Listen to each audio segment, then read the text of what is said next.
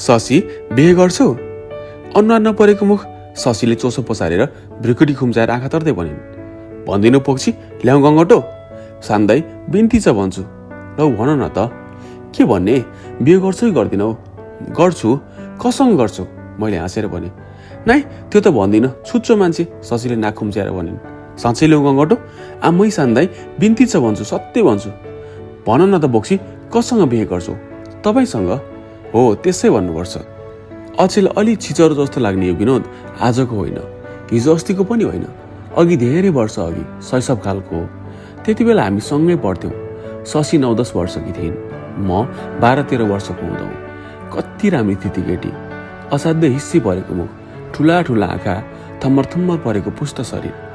शशीको शिरदेखि पैतालासम्म निर्दोष सौन्दर्य नाचिरहेको थियो। पुतली चाहिँ उफ्रिँदै हिँड्थिन्। किन हो कुन्नी, ती सरल कुमारीलाई बारम्बार बाटो छेकेर घिच्याउनमा मलाई अत्यन्त आनन्द लाग्थ्यो। किन्तु वासनाको लेस थिएन, केवल विशुद्ध बालक्रीडा, सरल मनोविनोद मात्र। संसारका दुःख पीरले अलिकता पनि छोएको थिएन। अलिकति पढ्नु र दिनरात हाँस्नु खेल्नु सिवाय अरू केही काम थिएन। कति रमाइला थिए ती दिन, सदा उन्मुक्त, सदा आनन्दमय। अलिअलि गरेर दिन बिते, महिना बिते, वर्ष पनि बित्दै गए। शशी ठुलो हुँदै गइन्।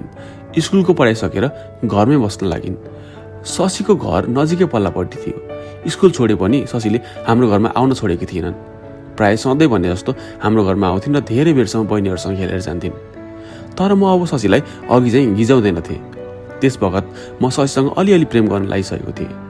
केही वर्षपछि स्कुलको पढाइ समाप्त गरेर म बनारस गएँ र विश्वविद्यालयमा पढ्न थालेँ। शशी बारम्बार सपनामा देखा पर्थिन्। सपना पनि उस्तै राम्री, उस्तै सरल, उस्तै रसिली। 2 वर्षपछि गर्मीको छुट्टीमा घर आएँ। भोलिपल्ट शशी भेट्न आइन्। उनी अब किशोरी भइसकिछन्। बालककालको त्यो थम्मर थम्मर परेको जिउ छाँटिएर झन् हेरिरहँ भने जस्तो भएछ। तरुणी युवती चाहिँ गर्दन अलि मोटो भएर आएछ। शरीरको पृष्ठभाग स्थूल भएछ। छातीमाथिको सारीको सप्पो अलि उठे जस्तो देखिन लागेछ। सिँगार पटार पनि गर्न थालिछन्। निधार्नेर अलिकता घुमाई दुवै कानलाई आधासम्म ढाकेर खुकुलो चुल्टो बाटेकी। कानमा उज्जवल इयरिङ हल्लिरहेका, नाकमा चिटिक्क परेको हिराको फुली र ललाटमा सानो रातो बिन्दी लगाएकी। गोरा गोडामा हरियो रङको बुट्टे चप्पल पहिरेकी। बालककालको चञ्चलता हटेर अलि गम्भीर भइछन्। तरुणी युवती चाहिँ अलि रहस्य र व्यङ्ग्य भाव मिसाएर कुरा गर्न लागिछन्। ती कमल पत्र जस्ता ठुला ठुला आँखा केही चञ्चल भएर आएछन्। त्यसमा नजानिदो हल्का गुलाबी रङ भरिएछ। शशीको जीवनमा यति ठुलो परिवर्तन भएको देखेर म आश्चर्य भएँ। मैले अलि हाँसे जस्तो गरेर भने, कति राम्रो सुहाएको। शशीले मुसुक हाँसेर भनिन्, मन पर्यो? असाध्यै। फेरि एकछिनपछि मैले भने, शशी नानीलाई सन्चै छ? सन्चै छ, तपाईँलाई नि? सन्चै छ भन्नु पर्यो, नानी त अब ठुली भइछौ। शशीले अलि लाज माने जस्तो गरेर मस्केर भनिन्, आफूलाई कसले भन्दैछ नि, मान्छेको जुगाको रेखी पनि बसिसकेछ, कति अग्लो भएको नि, स्वर पनि थोत्रो थोत्रो जस्तो। केही वर्षपछि लाडे जस्तो भएर भनिन्, बनारसमा गएर एउटा चिठी पनि नलेख्ने, माया नभएको मान्छे। वास्तवमा बनारस गएदेखि मैले आफ्नो साथी दौतरी कसैलाई पनि चिठी लेखेको थिइनँ। त्यस बखत मलाई आफ्नो अल्छी स्वभाव उपर साह्रै खेद लाग्यो। मैले विनोदको बाबाले हात जोडेर भने, चिठी नलेखेको अपराध माफ पाऊ महारानी। बाबै कति स्वाङ पार्न जानेको, हामी दिँदैनौँ कसैलाई माफ साफ। अनि मैले धेरै बेर पछि भने, नानी हामी सानो छँदा स्कुलमा भनेको कुरा बिर्स्यौ कि? शशीले मलिन अनुहार लगाएर सतृष्ण नेत्रले भनिन्, बाटो छेकिछेकिकन 1000 चोटि घोकाएको बाट कसरी बिर्सनु? बिर्सौँ भनेर बल गर्दा पनि बिर्सनै सक्दिनँ। अनि जाने बेलामा भित्तापट्टि मुख लुकाएर भनिन्, सान्दाई यसपालि त मलाई पनि लैजानुहोस् है। मैले ठट्टाक भावले भने, यसपालि होइन, आगौँ। आमासँग मागेर, बुवासँग मागेर, बाजा बजाएर, डोली चढाएर। शशी आँखा तरेर लाज मानेर हाँस्दै गइन्। परीक्षाफल प्रकाशित भयो। यस सालको बिहेको परीक्षामा म सर्वप्रथम भएछु। बेलुका टी पार्टी भयो। भोलिपल्ट साथीहरूले मलाई राखेर फोटो खिचाए। स्थानीय दैनिक सञ्चारमा मेरो चित्रसहितको परिचय प्रकाशित भयो। बाहिर फेर जाँदा मानिसहरू मलाई टाढैबाट औँल्याएर देखाउँथे। यस विजयका मारे मेरो भुइँमा गोडा थिएनन्। असीम आनन्द भइरहेको थियो। मनमनले भन्थे, मेरो यस सफलताको खबर पाउँदा शशी कति खुसी होलिन्। त्यही बेला पिउनले मेरो हातमा एउटा चिठी दिएर गयो। खोलेर हेरे, मेरो बाल्य मित्र महेशले लेखेका रहेछन्। प्रिय हरि, नमस्ते। बिहेको परीक्षामा तिमी सर्वप्रथम भएछौ। नेपाली छात्राहरूको निम्ति गौरवको कुरा हो। यो समाचार सुनेर तिम्रा पुराना अध्यापकहरू र सबै मित्रवर्गहरू समेत आनन्दित छौँ। सफलताका निमित्त बधाई छ। तर तिमीलाई अप्रिय समाचार सुनाउनु पर्दा खेद लागिरहेछ। अस्ति वसन्त पञ्चमीका दिन शशीको विवाह हो। दुलाहा को हो पुराना बारदारका सन्तान अरे। दुलाहा मेरो मित्र हरि जस्तो राम्रो रहेनछ, फेरि बडो चरित्रहीन छ अरे। तिमी यसतर्फ कहिले हेर्छौ? खबर देऊ, हामी बाटासम्म लिन आउँछौ। तिम्रो बाल्य सखा महेश। चिठी पढिसकेपछि एकदम छाँगाबाट खसे जस्तो भएँ। एक घडी अहिको त्यो मेरो हर्ष र उल्लासको स्रोत एकछिनमा सुकेर मरुस्थल भयो। एकपटक शशीमाथि पनि क्रोध उठ्यो। त्यही उताउली केटीको आग्रहले पो बिहा गरिदिएका हुन् कि? नारी जातिको के विश्वास। तर शशी त्यति निष्ठुरी थिएनन्। आजसम्मको उनको कुनै व्यवहारबाट पनि मैले निष्ठुरताको आभास पाउन सकेको थिइनँ। मेरो प्रति उनको अटल अनुराग थियो। जे होस्, अब शशी अर्कैकी भइन्। उनमा मेरो तिलभर पनि अधिकार रहेन। मनमनले भने, माया नभएकी पापिनी, बालकालदेखिको हजारौँ पटक गरेको प्रतिज्ञा बिर्सेर तिमीले मेरो जीवनको अनन्त अभिलाषालाई कुल्चेर फ्यालिदियो। शशीको मनोहर मूर्ति आँखाको सामुन्ने आएर नाच्न थाल्यो। कहिलेकाहीँ उनका भावी जीवनको चिन्ता पनि उठ्थ्यो। पति उति राम्रो छैन अरे। स्वस्थ फरासिलो आफ्नी स्वास्नीलाई प्रशस्त माया गर्ने भए त नराम्रो भए पनि उति हानि थिएन। तर चरित्रहीन पनि छ अरे। चरित्रहीन भन्नाले झट्ट जुवाडे, जड्या, रन्डीबाजको बोध हुन्छ। एकमाना खान पुगेका हाम्रा पुराना खानदानका युवकहरू प्राय धेरै जस्तो त्यस्तै हुन्छन्। त्यसो भए आफ्ना दुश्चरित्र पतिको पापको कठोर दण्ड निरपराधिनी शशीले जीवनभरि भोग्नुपर्ने हो। सौभाग्य रात्रिको प्रथम सम्मिलनमा पतिको श्वासबाट रक्सीको घिनलाग्दो दुर्गन्ध आउँदा शशी कसरी तर्सियो लिन्। उनका हृदयमा एक तमासको विरक्त भावना उठ्यो होला। केही कालपछि पतिले बाहिर फेर स्वास्नी राखेर आफूमाथि स्नेह घटाउँदै गएर हेला गर्ने, बातेबिची झर्कने, नबोल्ने, गाली गर्ने धेरै रात बितेपछि गनाउने मुख लिएर लर्खराउँदै कोठाभित्र बस्ने गर्यो भने त्यसबेला बिचरी शशी के भन्टालिन्। धेरै दिनसम्म यस्तै तर्क वितर्कले मन व्यथित भइरह्यो। यस आन्तरिक क्लेशका मारे 2-4 दिन बाहिर पनि निस्किन। अब यो छली र स्वार्थी जगतमा मेरो निमित्त एकान्तमा बसेर अध्ययन गर्नु सिवाय अर्को मार्ग केही थिएन। घर जाने योजना छोडेर फेरि पढ्न लागे। अर्को सालको छुट्टीमा फेरि घर आएँ। भोलिपल्ट बिहान कौशीमा मुख धुन गएको शशी पनि आफ्नो कौशीमा उभिरहेकी रहेछन्। पूर्ण चन्द्रमाका चाहिँ उज्जवल कान्ति, कपालमा सिन्दुरको चहकिलो रातो रेखा, हल्का गुलाबी रङ भरिएका ठुला ठुला नेत्र, कट्टीसम्म लर्केको लामो चुल्टो, पुष्ट बक्ष्य, डोला डोला पाखुरा साक्षात् महामाया जस्तै देखिन्थिन्। तर त्यो विपुल यौवन र अनन्त रूप राशिले भरिएको मुखमण्डलमा विषाद र नैराश्यताको गहिरो छाया परिरहेको थियो। शशीले अनुरागपूर्ण नेत्रले मेरो मुखतिर हेरेर भनिन्, सान्दाई कहिले फाल्नुभयो? हिजो राति। बाबै, हिजो दक्षिणतिर कस्तो बादल उठिरहेको थियो, बाटामा पानीले भिजायो होला। अलिअलि छिटाछिटीसम्म। कति दुब्लो हुनुभएको, सन्चो छैन क्यार? बाँचिरहेको छु। एकछिनपछि मैले हाँसे जस्तो गरेर भने, नानीको बिहे पनि भएछ, खोइ मलाई विवाह भाग के दिउँ भन्नुहोस्, मसँग भएको सबै कुरा टक्र्याउँछु। सत्य सत्य मेरो मासु खाने? शशीले जिब्रो टोकेर आँखा ठुल्ठुलो तुल्याएर भनिन्, छि, आइमाले पनि त्यस्तो नजाति किरिहाल्नुहुन्छ? मैले निश्वास झिकेर भने, भइगयो, कुनै दिन चाहे मागुला। एकछिनपछि हाँस्ने चेष्टा गरेर सतृष्ण नेत्रले भनिन्, सानो दाइ, तपाईँ बिहे नगर्ने? कससँग गरौँ, अब यसै बस्ने विचार गरेको छु। शशीको मुखाकृति बिग्रेर आयो। ओठ टोकेर मपट्टि हेरिन्। उनका आँखाबाट आँसुका ठुला ठुला थोपा झर्न लागे। केही बेरपछि छोभोले लामो सास फेरेर शशीको मुखपट्टि हेरेर मैले भने, नानी, सान्दाईलाई डाँट्यौ? शशीले रुन्चे मुख लगाएर गहभरि आँसु पारेर कम्पित स्वरले भनिन्, कुन्नी कसले पो डाँट्यो? सानो दाइ, तपाईँले मेरो जीवन डुबाइदिनु भयो। एकछिनपछि सारीको छेउले आँसु पुछेर शशीले फेरि भनिन्, सानो दाइ, किन हो किन, अब मलाई धेरै दिन बाँचुला जस्तो लाग्दैन। मेरो जीवनको अन्तिम दिनमा आएर मलाई एकपटक दर्शन दिनु होला है, भन्नुहोस् त, आउनुहुन्छ? मैले अन्य मनस्क भावले भने, हुन्छ, खबर पठाउनु, आउँला। फेरि एकछिनपछि शशीले हाँस्ने चेष्टा गरेर भनिन्, चिठीमा के भनेर लेखौँ? मेरो मर्ने बेला भयो, चाँडै आउनु भनेर लेख्नु, अरू के लेख्ने? त्यसो भनेको होइन, चिठीको शिरमा तपाईँलाई के सम्बोधन गरेर लेखौँ भनेको। ए प्रियतम, प्राणनाथ, हृदयश्वर, जीवनधन भनेर लेख्नु भन त, त्यसो भनेर लेख्न सक्छौ? त्यसै भनेर लेख्नु जस्तो लाग्छ। सङ्कोचले आजसम्म लेख्न सकेको थिइनँ। आज्ञा भए लेख्न सक्छु। अनि मैले भने, भइगयो, ती उटपुटाङ शब्दहरू लेख्नु पर्दैन, खालि सान्दाई, म मृत्यु शय्यामा छु, चाँडो आउनुहोस् भनेर लेख्नु। मलाई तिमीले सान्दै भनेको नै सबैभन्दा प्यारो लाग्छ। कुन्नी कसले पो ढाँट्यो। शशीको यो वाक्य तीखो काँडा जस्तो भएर मेरो मुटुमा भिजिरहेको थियो। त्यही बेला चियाको कपलेट लिएर भाउजू कौसीमा आउनुभयो। भाउजूलाई देखेर शशी आफ्नो कोठाभित्र पसिन्। भाउजूले चियाको कपलेट मेरो हातमा दिएर भन्नुभयो, बाबु शशीको कुरो सुन्नु भएको छ? मैले विस्मयको भाव देखाएर भने, अह। भाउजूले भन्नुभयो, लोग्ने बौला जस्तो रहेछ, रक्सी खाएर तोप चल्ने बेलातिर घरमा आउँछ अरे, सानो सानो कुरामा फरेब थपेर कुटिरहन्छ अरे, अस्ति तिहारमा जुवा खेल्न गहना दिइन भनेर नली नलिल ठटाएछ, भाइटिकामा आउँदा आङभरि निल देखाउँथे, 12 मासे खेलेर ढुट्टी माटी पार्न लागिसके भन्छन्, हिजो आज कता हो जारी मुद्दा परेको छ अरे, फेरि 10-12 जना जहानको भात पकाउने भाँडा माझ्ने काम शशीले नै गर्नुपर्छ अरे, बिचरीलाई कस्तो राक्षसको हातमा सुम्पेछन्। मैले उपेक्षाको भाव देखाएर भने, रोजेर बिहे गरिमाएको फल, बिचरी रोजेर गरिमाएको होइन, म त्यस केटासँग मरे पनि बिहा गर्दिन भन्दै थिएँ। काम कुरो छिन्ने ताक 5-6 दिनसम्म हामी कहाँ आएर रोइरही, 3-4 छाक त भात पनि खाइन। बाबु घरानिया केटा खोज्दै हिँडेका थिए, त्यस्तालाई सुम्पेछन्, के गर्नु बा, आइमाईको कर्मै हारेको। मैले लामो निश्वास फेरेर भने, त राम्रो नराम्रो, सजन दुर्जन, रोगी निरोगी, जड्या जुवाडे जस्तालाई दिए पनि नाइ भन्न नपाइने, दान दिएकी गाई चाहिँ त्यसैका पछि पछि खिचिएर जानुपर्ने, त्यसले जस्तो सुकै शास्ति शासन दिए पनि सहेर बस्नुपर्ने, नारी जातिका निमित्त यो एउटा महान विडम्बना हो भाउजू। भाउजूका कुरा सुनेर मेरो हृदयमा अपार पीडा भयो।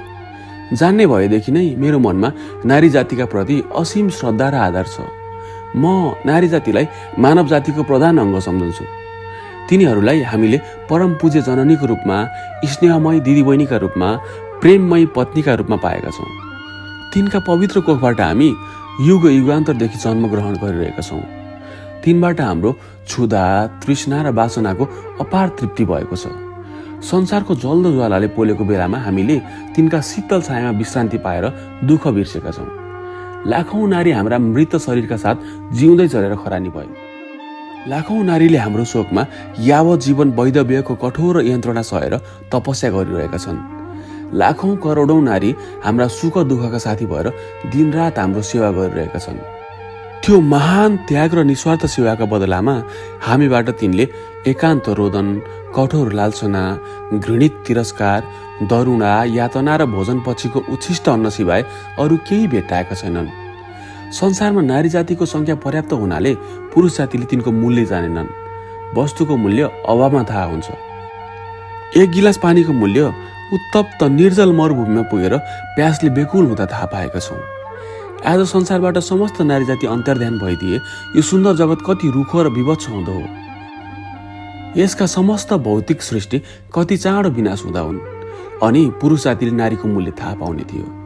नारीको सम्मान र आदर गर्न नजान्नाले नै हाम्रो जीवन शोक र कलहमय भइरहेको छ। नारीको अवयव स्वभावले नै कोमल र मधुर हुन्छ।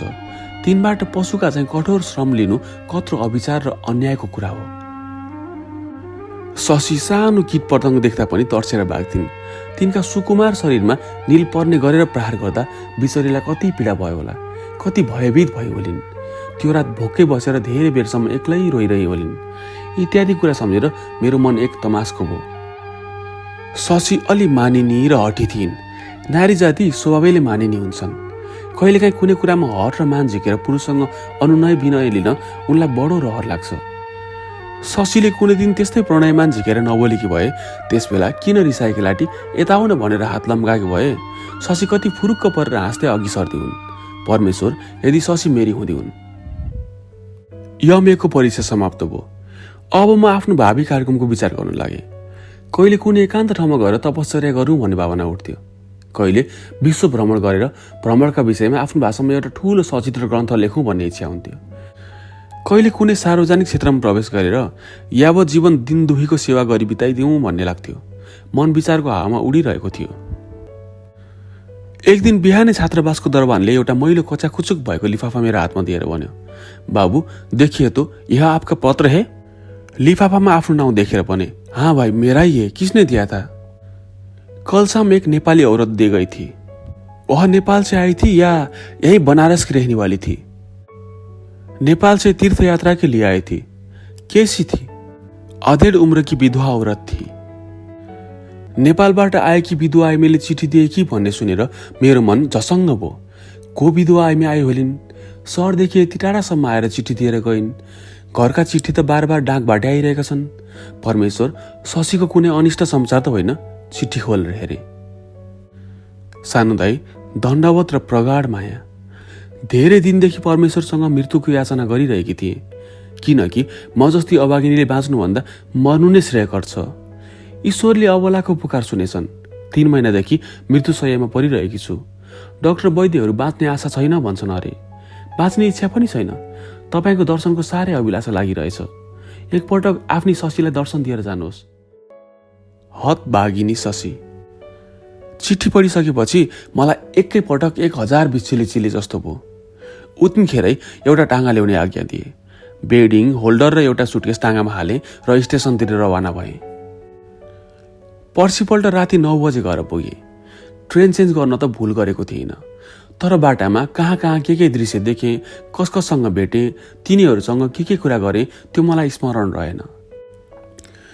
भोलिपल्ट बिहानै शशी कहाँ पुगे। एउटा स्वच्छ शय्यामा शशी दोलाई ओढेर सुतिरहेकी रहेछन्, दुब्ली काँडा टकटकाए जस्ती। त्यो दीप्तिमय सुन्दर कान्ति फुङ्ग उडेछ। खाट नजिकैको खाली कुर्सीमा बसे। शशीले मलाई देख्न साथ सजल नेत्रले तर अलिकता हाँस्ने चेष्टा गरेर भनिन्, कहिले पाल्नुभयो? हिजो राति। नानीलाई कस्तो छ?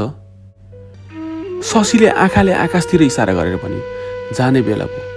मेरो छाती रुमल लिएर आयो। बारम्बार डाको छोडेर रौँ भन्ने जस्तो लाग्यो। एकछिनपछि शशीले मेरो हात समातेर आफ्नो छातीभित्र राखेर भनिन्, छाम्नुहोस् त, यहाँ कस्तो भइरहेछ? साह्रै दुखी रहन्छ। नभन्दै शशीको छाती हिउँ जस्तो चिसो थियो।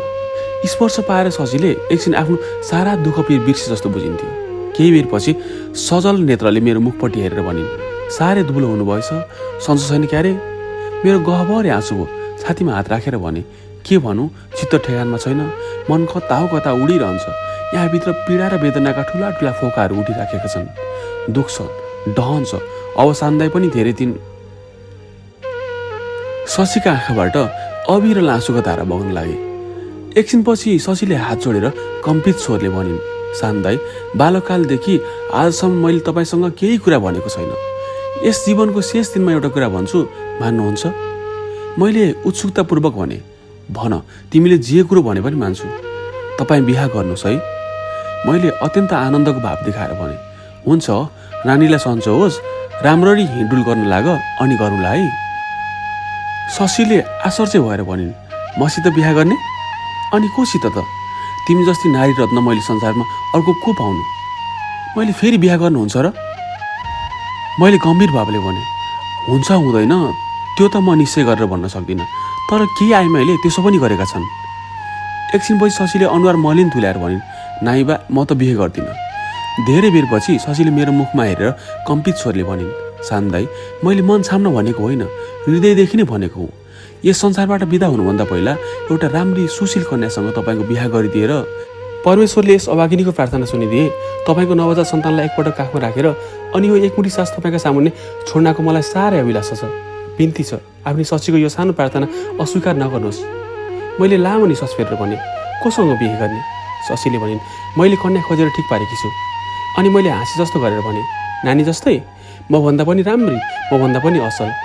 बिहे गर्छु भन्दा उस्तै चोसो पसारेर आँखा तरेर अनुहार नपरेको मुख भन्ने हो। मैले लामो निश्वास फेरेर भने, कोसँग बिहे गर्छौ भन्दा नाक खुम्चाएर तपाईँसँग भनेर भाग्दै पनि जाने?